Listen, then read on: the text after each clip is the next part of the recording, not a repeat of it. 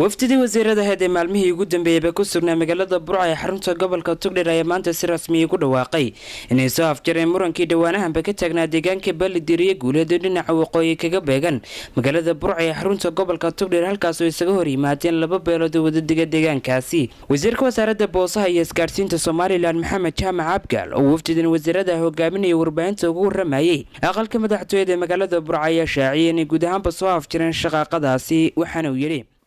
xaaladii meesha ka taagnayd runtii waanu soo gabagabaynaa anagu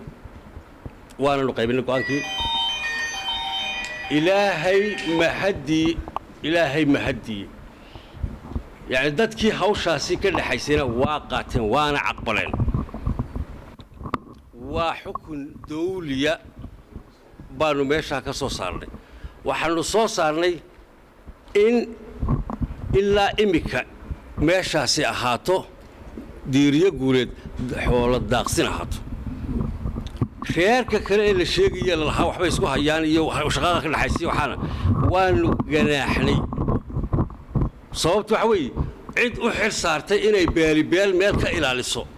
amba u ilaaliso oo aynu ognahay dalkeena ka jirtaa ma jiro sababta u geysay in umad ama khalad ahaato ama saxaatee dhul farfaranaysa ama meel wax ka qodanaysa sababta cid u geysay